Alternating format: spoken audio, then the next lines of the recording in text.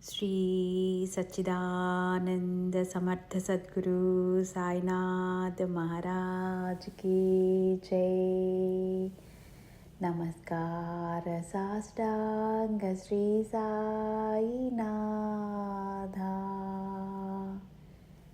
ఓం సాయిరామ్. మనము సాయి వికాస తరంగం నుంచి ఇవాళ మనకి సాయి అందిస్తున్న వికాసాన్ని తెలుసుకుందాం. పని మనది, ఫలితం దేవునిది. మంచిది చాలా విచిత్ర స్వభావం. అంతా తను అనుకున్నట్లే జరిగితే తన గొప్ప అనుకుంటాడు.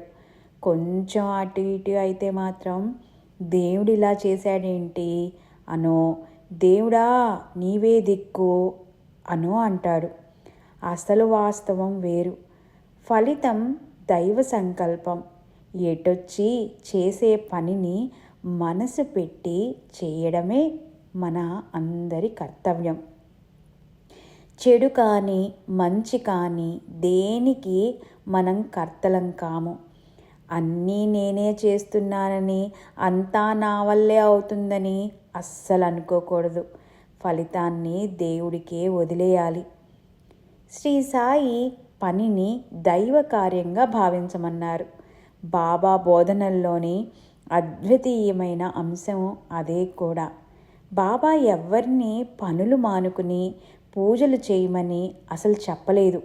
పైగా పని చేస్తూనే దైవ స్మరణ చేస్తూ పుణ్యాన్ని మూట కట్టుకోమని సలహా ఇచ్చారు. మనిషి స్వభావంలోని మరొక అవలక్షణం పని మొదలు పెట్టకుండానే ఫలితం గురించి అంచనాలు, లెక్కలు అన్నీ వేసేసుకుంటూ ఉంటాం.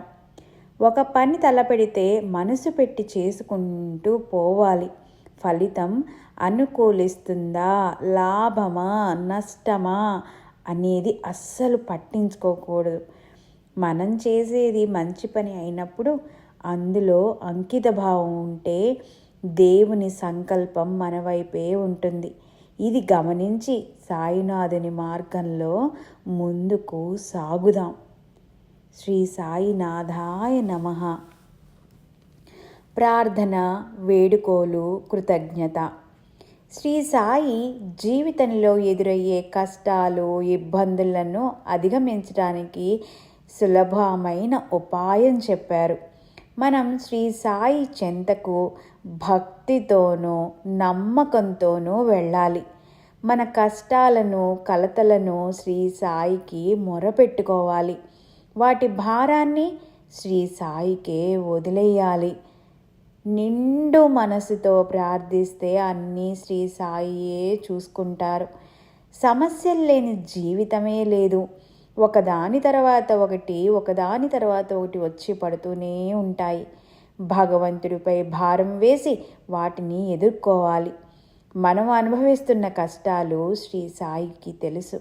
బాబాను నిండు మనసుతో ఆశ్రయిస్తే అనంతమైన శాంతిని ప్రసాదిస్తారు.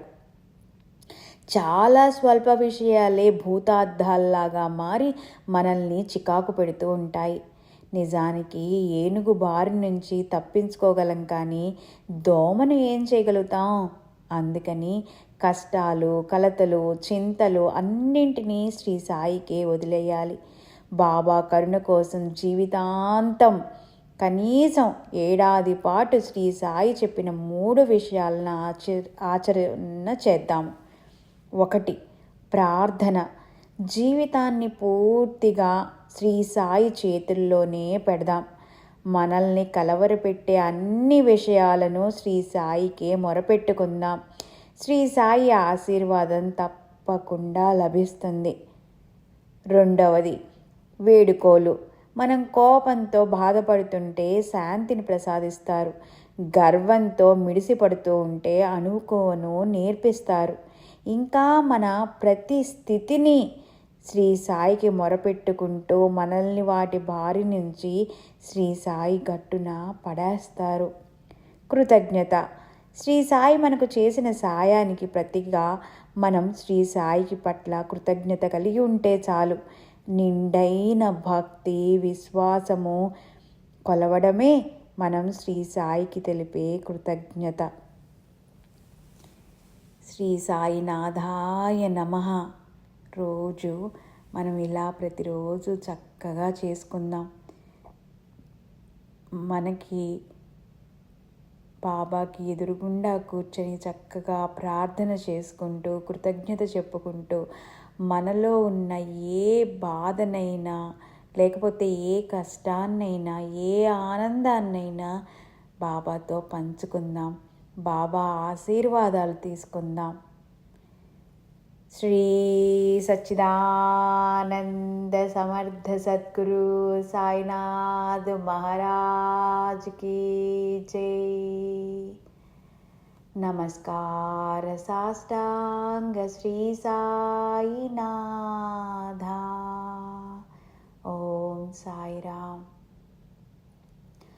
अखिलांड कोटि ब्रह्मांड नायका राजाधिराज योगिराज परब्रह्म